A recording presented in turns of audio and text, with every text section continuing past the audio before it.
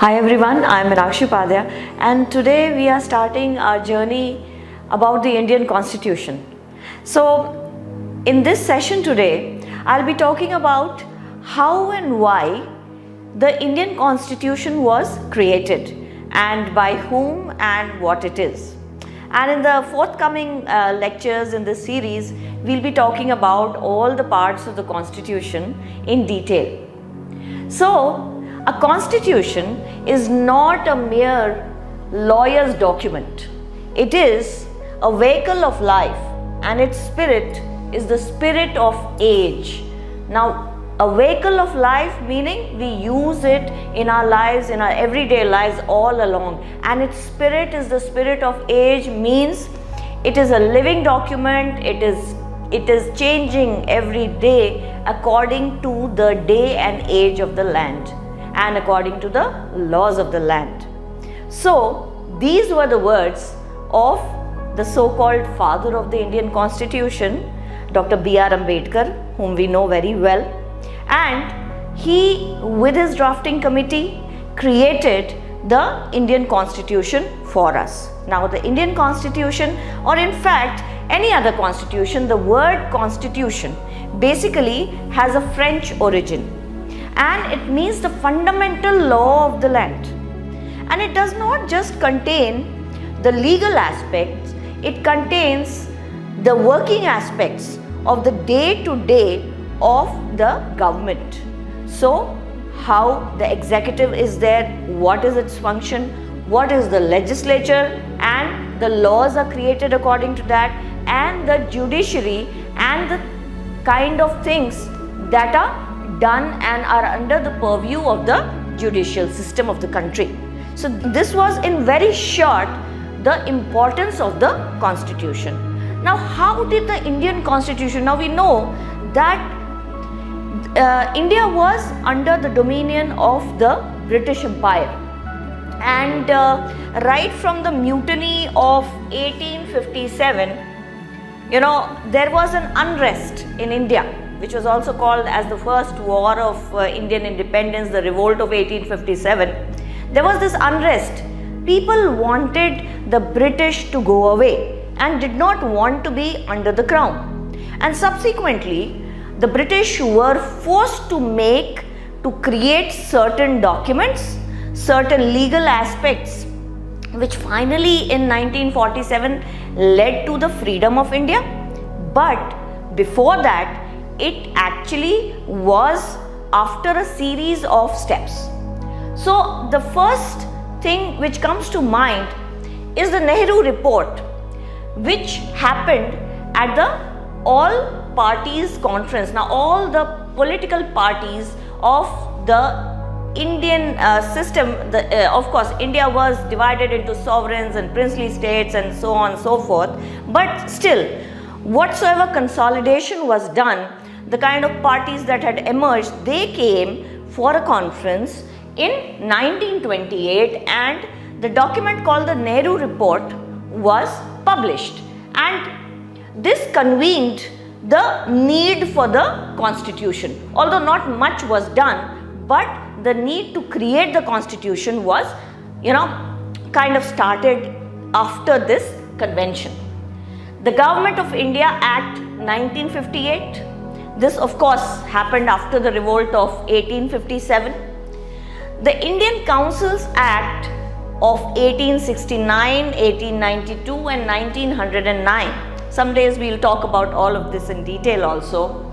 And finally, the Government of India Acts of 1919 and 1935. Now these were the efforts by the British. We'll not call them the efforts, rather they tried to create something just to make the Indians happy and keep them quiet. But still, the unrest followed. There was mass unrest. People were not happy with what was happening. And then finally, after the Quit India movement of 1942, which was led by Mahatma Gandhi, and who asked for Purna Swaraj, that in freedom is our birthright and we shall have it. These were his words. So after the Quit India movement of 1942, it led to the arrival of the British cabinet mission. And the British cabinet mission finally arrived and created the Indian Independence Act of 1947, which led to the partition of or the creation of India and Pakistan. Now let us look at some more points in detail. So the cabinet mission was basically to assist the Indian Viceroy. For what? To ask the Indians or to make the Indians draft their constitution. Now, the members of the Constituent Assembly were elected in July 1946 by the people of the cabinet mission. After the cabinet mission plan was passed, they helped in creating the members of the Constituent Assembly. The Constituent Assembly means those people who were the key members who were going to create the draft of the constitution. And the Indian Independence Act finally terminated the British Crown's authority, the British Parliament's authority on or after the 15th of August 1947 from India. So finally the British Parliament, the British Crown was not controlling us. And on 29th August 1947, the drafting committee was elected. Now after the Constituent Assembly was elected, then the drafting committee was elected under the chairmanship of Dr. B.R. Ambedkar, and they were responsible for creating our Indian Constitution as we know it. So now this committee comprised of various famous, not so famous people, but who were experts in their field, in their domain, who helped draft the Constitution, the Indian Constitution. And this committee took less than 3 years. In fact, to be precise, they took 2 years, 11 months and 17 or 18 days, mostly 17, but some people say 18 days to create it. And on 26th of November 1947, the Constitution of India was adopted by the Constituent Assembly. And once it was adopted by the Constituent Assembly, then of course some more things were added, and 26th of January 1950, finally our Constitution came into force, and that is what we celebrate as our Republic Day, as all of you know about it. And now finally, some key points about our Constitution. It's the world's longest Constitution in force, means it is valid even today for a sovereign nation.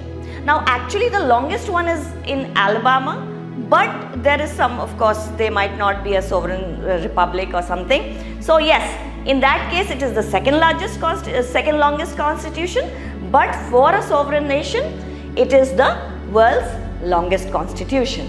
And in its first stage, in 1950, when it was adopted and enacted, then it comprised of 395 articles in 22 parts. Now these articles are basically the points which tell us of various workings and how the government is going to be run by the executive, legislature, judiciary and other things. So it comprised of 395 articles in 22 parts, and in fact we will be talking about all of them and 8 schedules.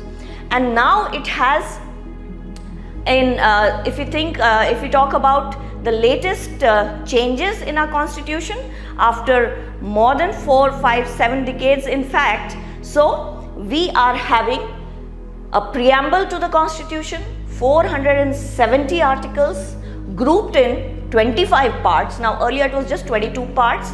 Now we have 470 articles grouped in 25 parts and 12 schedules. And as I told you, we will be talking about these parts and schedules and the important articles in the upcoming sessions, and even the preamble, which is going to be the next session after this. So after 105 amendments, we finally have our constitution as it is today. The last amendment came into force it was effective on the 15th of August 2021. So this was the origin, the background, and what our constitution is for you. Please like, subscribe, leave your comments, and we will be doing this in detail so that each one of us is a proud Indian citizen and knows about our constitution very well. Thank you very much.